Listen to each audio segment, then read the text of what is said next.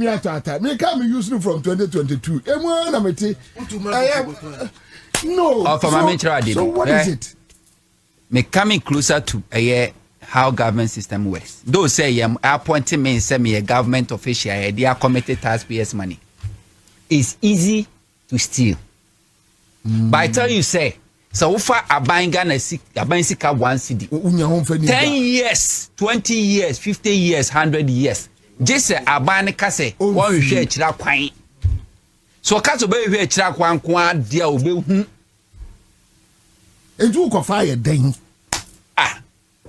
So on what power nyana dwe say MPP in opposition da. And then there's no way MPP be prosecuting it da. Chairman Akufo Addo appoint here boldly more or prosecuting said Mahama appoint to another appointee. Why must you steal? And you see the choir account. Say ba 5 million and the home account aba who defend it. Yoko crash 55 million. Also there's nothing like that. No, we said the biggest account na Katakra 102 million Ghana cedis.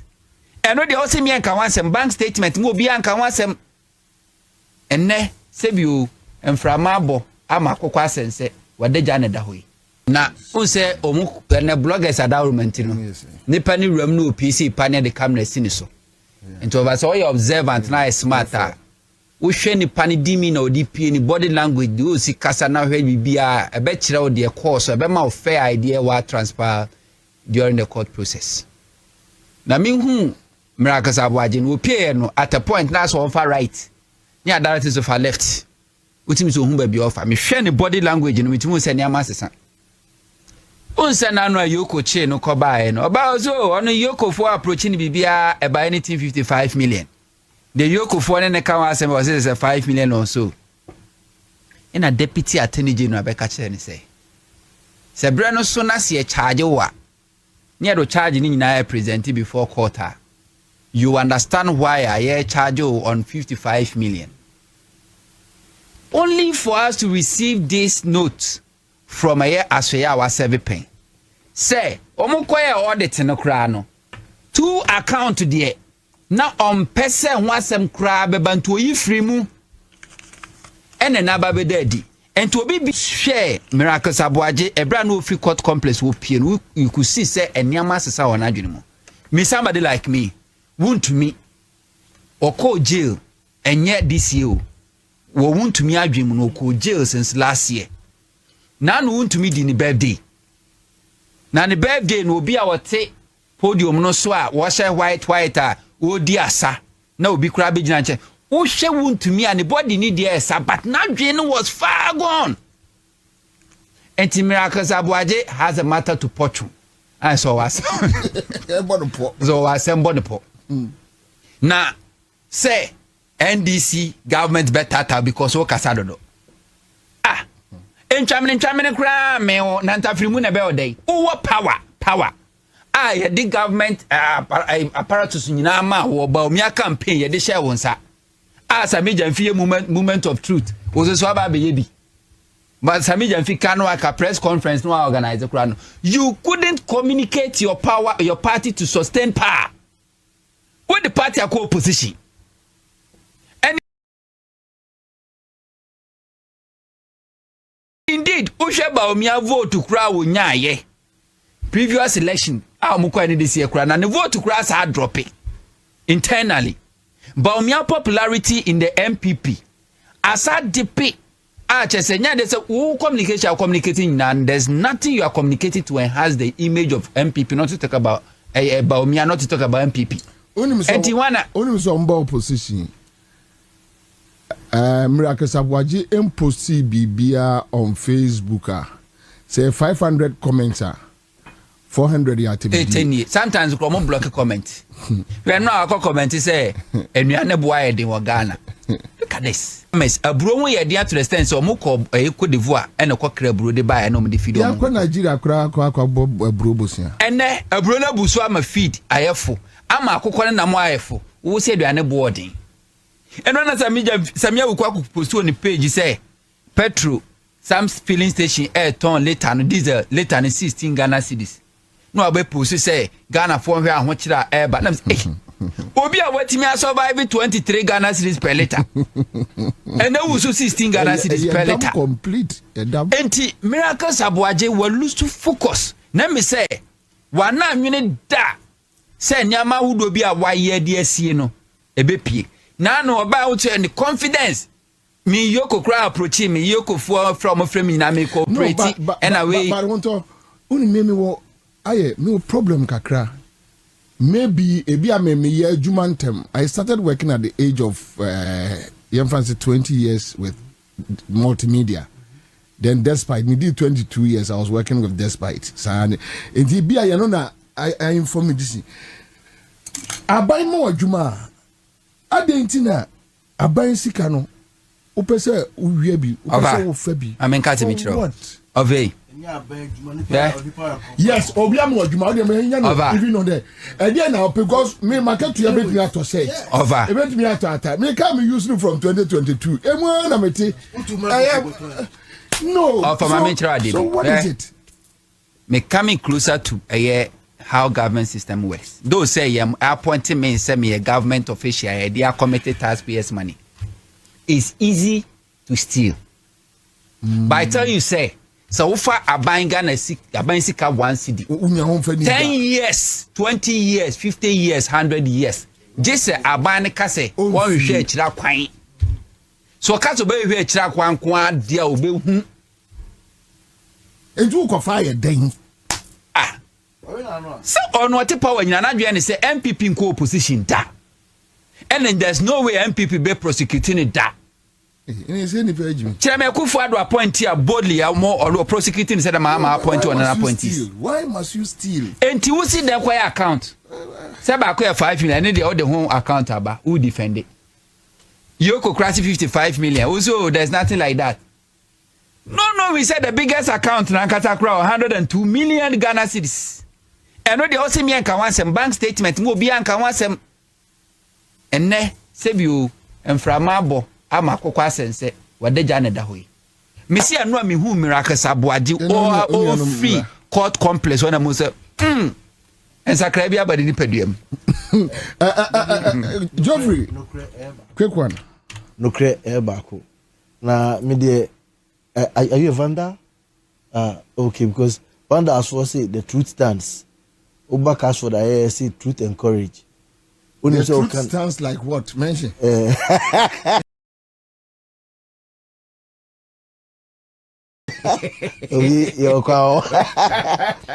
when him say my steady trend be say sika ehun semsemi ne galamsey ne nyama ya si enyefe ye di echire a ye pie say etom so a they don't speak to the issue me bufu no they don't speak to the issue utie the voice now boss is here na the allegation da ho no abrantie no de ode e ko fa obi one ne ko ye meeting a guy no okofie guy no back no they have a common friend. I don't want to know their common friend. Who cares? I don't care. And I the can say which auntie here unim which na nya on ye Satan. Whenever they talk about witch hunting, they say government we witch hunting. We no more abem no more witch hunting. Yeah, want is yes only Ghana. We want Satan. Satan no. We are Satan hunting. And say you Satan. We finish the fight. Witch hunting. No, stop it. Say I can say nyina ye koba nyina ya ken. A trend be a follow. Me, I was expecting say o man no so na wa catch them say sika bia enhira wo omo boa me time me boss wo no me di medjuma wieye no ye ko secondary school uka so go robbery u wieye ya mo go clearance university u wie a we clearance aden na ka ebisa we say oh me handing over note me chiro ye nyina nie auditors report e ba from ye djuma nyina nie me sa eni sike bia ya fa ho na me din se tama ye ka se sike bi akọ real bank bi o jwa ba bonte se o sa bank o mo ke kra me ni mu hwe pefe trodo reports am ye djuma bia no copies I make me ye go show evidence say oh mejuma no many abranche we ye ejuma nyina no skasem bia mbem auditor general reporter eba nyina ye hu entwi baby ada auditors a ye amoba from the ministry ombe ye hu ejuma bia no more report bi because they share those evidence with you. Speak to the issue. Abranche no say more common friend whether we don't care. Now when you say unto akasa no say Abranche bi the bibi ko to abontene about fuel prices. Won say dey bi na me twon say yen ma mu hu say we are coming from somewhere. Omo party politics na efe. That's the beauty of democracy. With why discussions. But the real fact is say 23 Ghana how na ye kai and it's 18 nyama e boss ko en. Won say ye discussion me catch it say I don't have short memory. Enti de bia na me catch say mo men kasa ansem no. Won say omo dwe say refill. So they are smuggling it in say and 16 na eko 17 na eko na diesel eko 16 na 17 na petrol up till now petrol no enko do 18 ni 20 oh.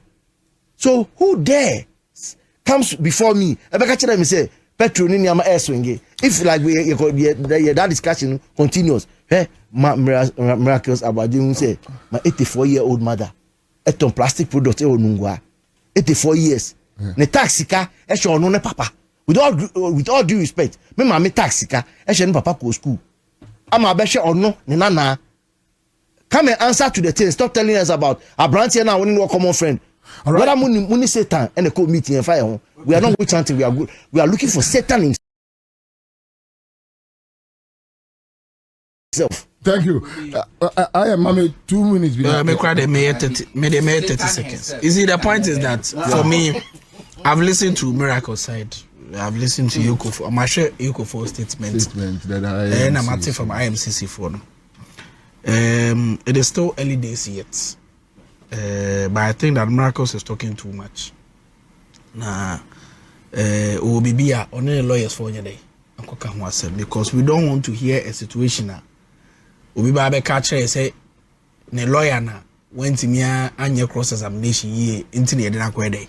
Or tomorrow say, and people for national say Kekasa say Wontumi say I will blame me lawyer. Say me on Ghana web. Almost Wontumi as sending message akoma and the appeal could be. Say when defending. In fact, say judge na kasa kan judgment. We already pay 28 and 29. Judge na kasa kan. Judge na kan. Okay, say. Oh, judge na kan say. And the appeal was not prepared. Like from what the judge was saying, it does appear say and the appeal could be was not like he was not prepared for cross examination. That's what the judge is saying. But I'm saying that that is what the judge is saying. Judge Nankasa. But the point is that I will advise Miracles. Say also a young person to say me, he is talking too much. On any lawyers for your day, and could be called a buy we no. Yes, say Abuano and Kawa on your day. Bobby, yes, say Abuano and Kawa. All fair sense. Any kind of Akoyoko. They say who say, caught in the end they are better. Until you should organize yourself. Now the crabby won't be. But at the end of the day, nobody is witch hunting anybody. We just want to hold the feet of appointees to the fire of accountability. So who's wants our broba? Copy lawyer. I'm on family documents. Name share court name. Kasanasa interviews you or granted kika cancel my you see a bit, you know. It does not make any sense. Now they are going rounds with person TTA. Person yes, almost says Omore fees a Ghana for to Abama because person a conform. That's what me here to Abawiana. My classmates are no more medical school send a message say, or an intinia to mamu. Or an intinia to mamu. And tomorrow years or an the Bediagro. Serious every day, them to onto a point I even say. What the people of Ghana need, no, we have been able to do for them. But I want to send a message to them. Say nobody is interested in infringing on anybody's rights. Obi enwa, obefa kwati kwa ebe so edina will be the right. Abu obi, amolesti obi enwa obeyes apply president. Mama's posture, any nipa bayano. We are not like that.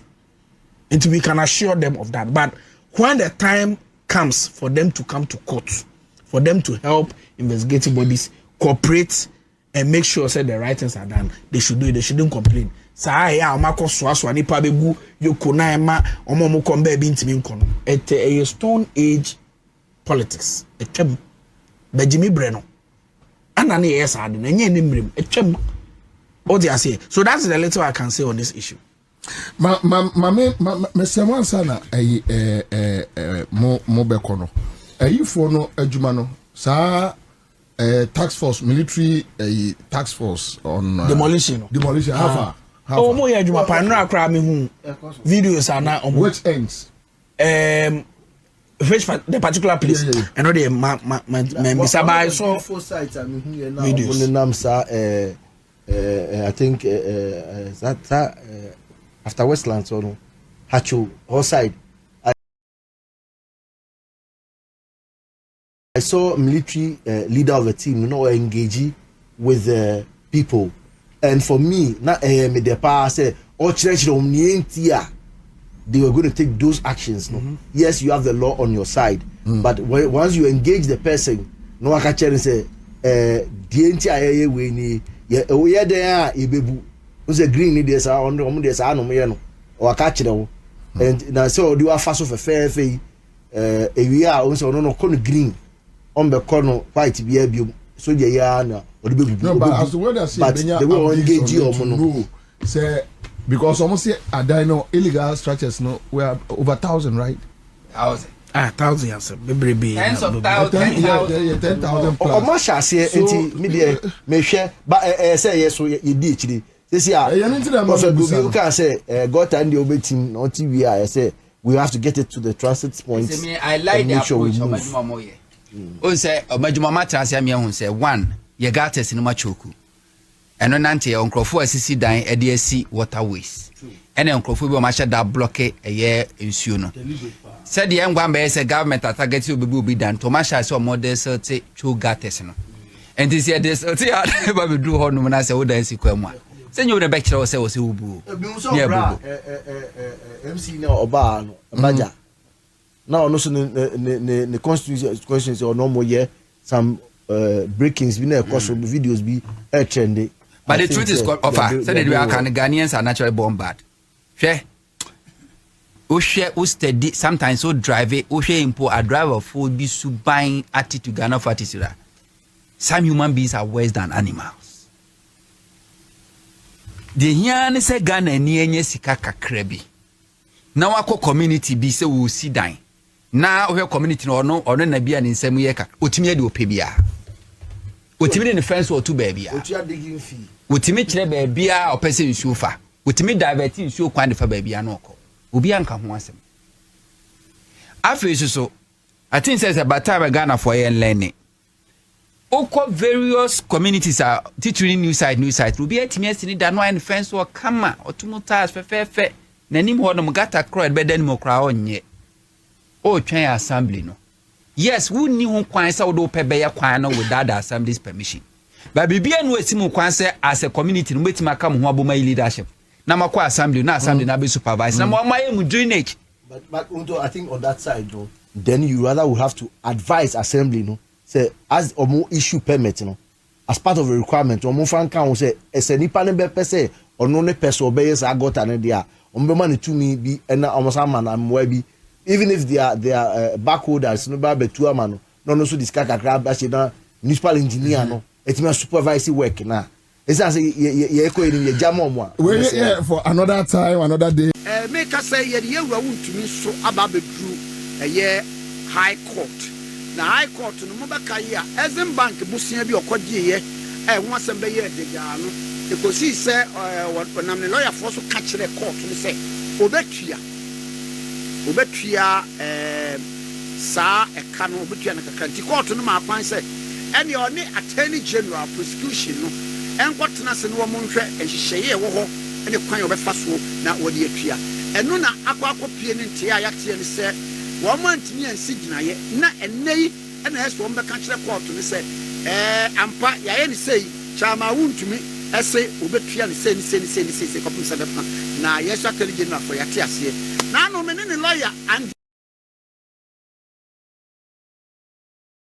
ya pia ku bi di nkoma wa ha no wa se And I want the idea to say, as some one day, the panel walk up the bargain, Yaman, but not Paco, and what then it was one of the assassin, the only idea, the son of the Shannon, the rock, we are shadow. I don't know you're about.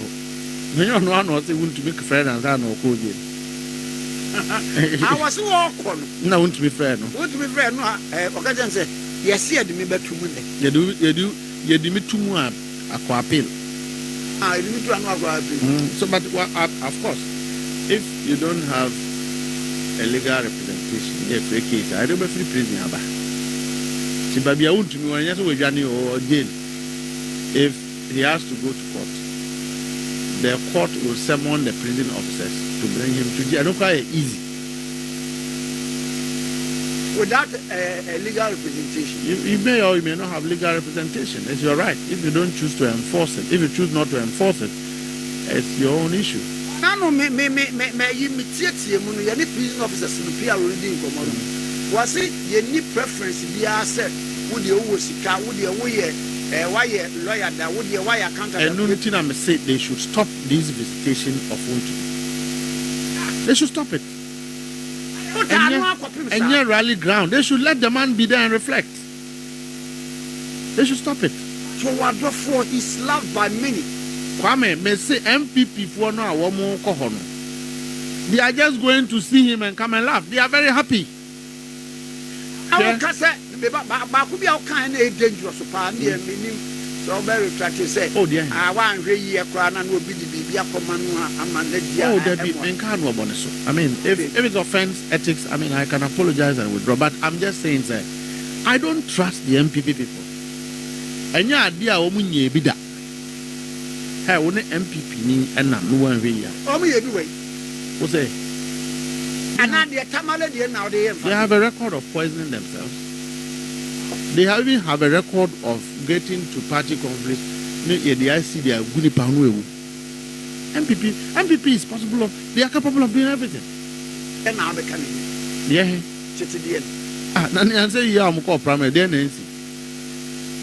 And you have been a becana no pay how Bawumia have allowed. But Sabakunu say the northern region wanna tease that no.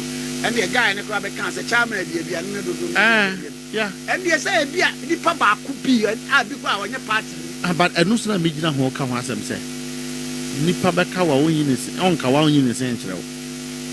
So the state must be alert on all these pretentious visitors, MPP4. Oh, time won't to me, yes, I do. They were in power. Come yeah, the Chama won't to me a Babedu court.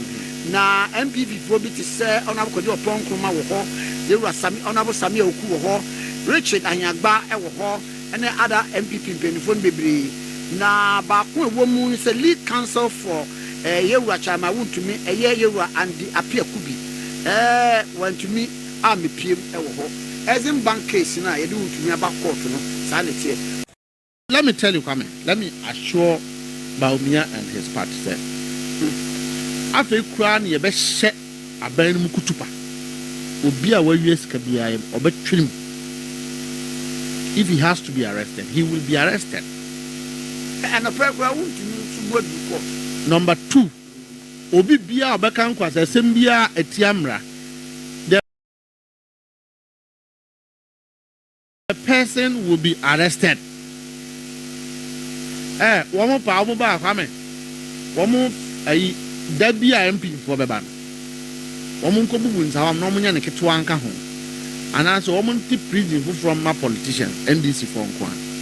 But in the next 8 to 12 years, dear, Kwame, Amutribusa.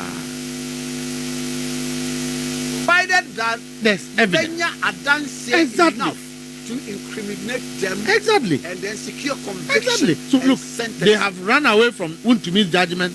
From the judges and Ewe to the judges and NDC to the judge Wontumi nano no of we your friends Wontumi lawyer friends and the appear could be an attachment Wontumi cry pokra no cry nya judgment na sana ni maami ko tie kura se ni maami friends judgment manya bio na ne Wontumi ayi ye wan ni nzo bekoje Exim Bank DB, one name of but let me tell you, Kwame, none me can say. I said prison crown here, Muja, a home visitation. And that's MPP who are betting the Atapanabon because they are more happy for Wontumi's incarceration. I am telling you, here, MPP for any and cry or NDC. I'm telling you, and I know it for a fact. MPP look, woman need papa and now chairman for number chance. I want to know a popular song. Oh, but send about one woman. If I go any chairman, I want to be dear. Momu, and I yes, Monsieur said. So want to win yet national chairman say, cream and this year, 2028. Said here. Because fame our day ban is more than appetite. Na galamsey vi me evim. Okateche free for vi me evim. Yeah, every na thing. Yeah. Okateche ho na every thing. But we okateche. Na kasa boadu. Aha, so actually bibi kaka. Next time. Me na kasa boadu. Next time we call grassroots. Be me pa chaw. So ani e den and fan. Correct. Until next time no. Ufi say Consul the same as grassroots politics. Oh, quiet, Kafra. Yeah, a channel Bibi Kafra. I'm not there, no, Bisami. Was it? Aha, not me, Sassa. Yeah. Now, hold on. Yeah. Dear, sad, dear, you were to offenses, no, it was session 99. Yeah. Now, dear, no, Shiama, minimum. Kwan omugina so na bia or say offenses and penalties. A person who buys or sells minerals 1A without a license in accordance with section 682, 97 and 104 or a valid authority granted under this act or any other enactment commits an offense and is liable to a summary conviction to a fine of not less than 10,000 penalty units and not more than 15,000 penalty units, and to a term of imprisonment not less than 15 years and not more than 25 years. Honorable Osei Chairman Sabus na yes Sammy. He led it to the passage. He was the leader of government business. Meboa. Nana do mrani. Dominic Anyidia. And this I said maybe at the end it was passed by parliament. Just said I be Osei Chairman Sabus na the choir.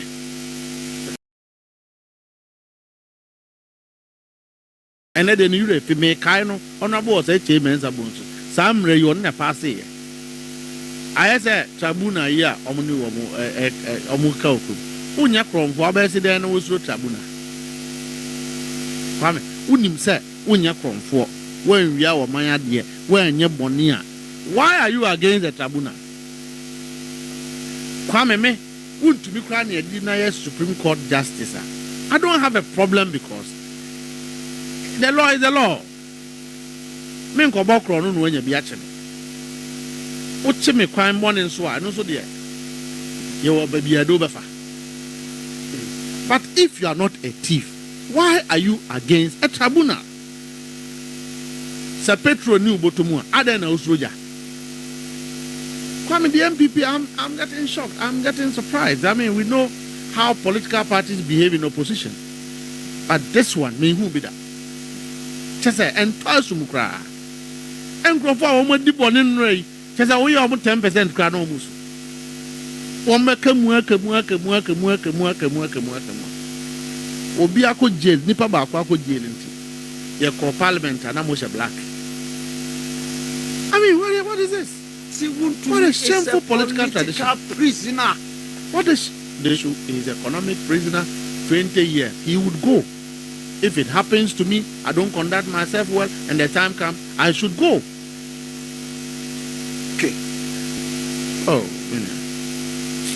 time went to me, yes, I do. They were in power. Come in. Listen. But sir, Sabre, you said that you on told that because your man pregnant now can't say. Yeah. One of his press briefing, he said, Akuntan mining is not involved. But Nanadu was an enabler he was an authorizer, a beneficiary of the sort of ills under his government. Where he sits as a president, he brief because he's surrounded by people who came for themselves, not for the government and the country. They lied to him. Nana Addo was a participant in every single bad thing that happened in his government. Nana Addo loved bad boys. Nana Addo Then what makes it such a sin? How can you say that Wontumi didn't do anything wrong? When your own minister have declared the man's activities illegal, Abu Jinapo is a very good lawyer. A very intelligent lawyer, Abu Jinapo. He's been the deputy chief of staff. Proud to becoming a minister for life. So if Abu can come to a conclusion that activities of a certain company is illegal, then the president says, oh, who is giving you the briefing? Because when you have a sector minister in charge of lands and natural resources, it is a brief of the sector minister that you talk from as a president. Where was he getting that report from? Where was he getting it from? It's the same thing Honorable Otchere is doing. And you know some law no call parliament. See enhance the punishment from 3 years to 15 years. Was there anywhere in the law say if companies take mining lease and undertake illegal activities, they should sentence the company and leave the human beings to work? I mean, it's not right.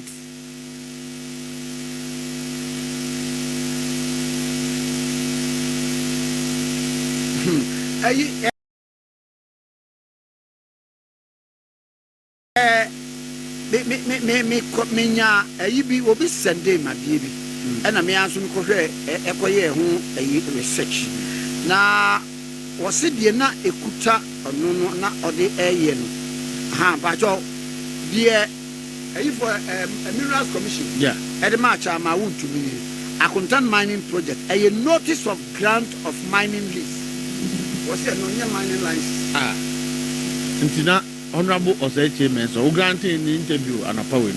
Where was he reading from? The one of the obeying our piano judgment when you be a kind and all critic. He is not basing it on the law that he made. He sent to Parliament. That they determine the ingredients of the crime. Okay, yeah. Number 2, they pass the law and enhance the punishment. That the judge is only a determinant of what the law says it should be. Now, baby, I mean, me am shame kakrano. Tie nipa esi etimido etu at 99 me can kai table muntin kakra bi fu. Or say but me baba think I'll say 99 or say a person who without license by the minister undertakes a mining operation contrary to the provision of this act. B. Acts, instigates, commands, counsels, procures, solicit in any manner purposely aids, felicitates, encourages, or promotes any act in contravention of this provision, act in respect of which a penalty has not been specified. So to be for say, Uncle, a year. Who solicited? Yes. Oh, make me a young will become a yes. It's tantamount to the ingredients of abetment and conspiracy. Counsel, Nipan said, oh, go for me, you procure. Hey, how can you make such a law and then you are trying to lie to the whole country that NDC is witch hunting somebody? How can you do that? Baba, you know the pardon it. Say Mahama 2028. And I say we are confounding. You be an obiankubi. Wontumi is a convicted criminal. It's simplicity. Not a political prisoner. Political prisoners. And he's a politician who have gotten himself involved in crime. Not just one, more will follow. As I said, we are 2028, not them more than 1 year. So, Kwame, who are those thinking that, oh, Adamu 1 year, 2 years, be an year? Who are those thinking like that? So we should have a democratic country where when people are convicted. Why? Why? You got to know now where you got to know about Asante. Yeah, where referendum? Yeah, Asante regime. What happens? You want to me say young choir no summer boy, but be a oyen mine on young choir no honey. Be an answer if you have fun. I am choir no honey. I mean, Kwame, this whole MPPs, I mean, they need to stop it. I mean, for God's sake, this is not politics. You are insulting the people of Ghana. They are becoming very irritating. Their behavior is becoming one that Ghanaians are not willing to entertain. How can you just decide to say, who could try and trash that or mine? I mean, Madame for senior Hosi, yeah, I send him maybe or say I dear be so. A young one was said the court now bet to a mind to it. Yes, Sir Ogasa Ukoye excavation, reclamation, excavate and reclamation. A dozer. A dozer. Any dump truck. We are baby, this all excavated free and Dabi. We are mind new beer. A pit and a gravel now with two. And a tailings will be our whole you know. So you are filling the pit. And when you fill the now what's a galamsey only wood mapa? Me, I'm a consultant. Not for galamsey, but anti-galamsey. I have done a lot of operational consultancy. Wow. Entrance and go for them, I just laugh at them. That's my expertise. That then now we can't come on mind responsive. I don't want to mind because the back of me galamsey. Come and share. My margin is a Pisca. Aqua Pisca. Mengo contract, na MPP for Benyame. Confisha or Mushaman. Maybe I'm so much titty or more as some getting her mom. Kwame Addo, I bet Mamma who by yes, because never say never. Baby, be an MPP. Me. I said, me now, quite a says Uncle Bawumia Papa. Ceremony bia or dom MPP bia unima Aboagye friend guinea pig was then. For Dimra Kokote and the idea trial homes on we antibiotics. Do the idea of me. It's about me, I'm the years. I'm going to condemn cry. Yet now 2028 for winning. Why? Dr. Mahamadu Bawumia. Me say near Bawumia. I'm saying it. So we statistics now. I'm saying people aren't true about Bawumia and people for man. 1 year bear more than 2 million. I'm saying it spiritually that. Overcoming. Na sa red lighter Bawumia child. Sa wapene ama oba edini kunatem in support of him. It's a red line spiritually. 2.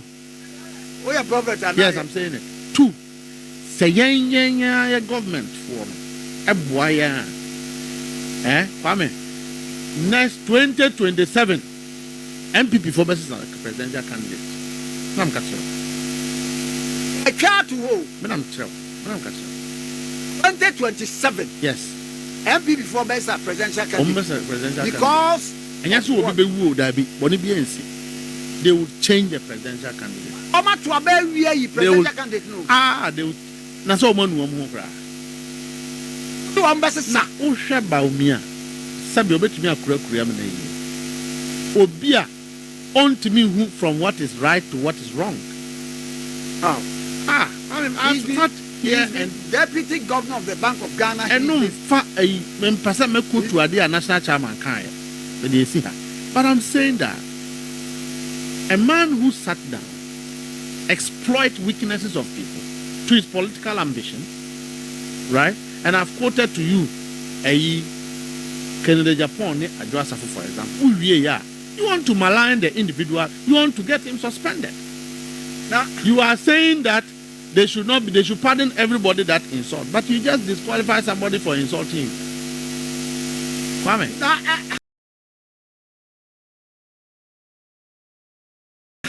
Abronye eti ha saying did you about Bawumia fie ekodi asofo atem supporting his ambition. Who ye ya na adwuna na masofo so. Enro aso okwa asori wo see see em kwa charismatic Enro akwa asori. Who di asofo atem wi you want pastors to make you president. And adwuna na masofo fie. I know all of that. Yamra yamini enu so. Na yamini enu why? Oh, David. I'm a party for na eka o. My party ni Bianca. I buy mu penny for na yeah. Yeah, party ni Bianca. Is he under investigation? They said so. Get here for. I buy penny for or under investigation. So I'm here. Ni abanga. So I'm here. Okay. First thing here na be hu chale.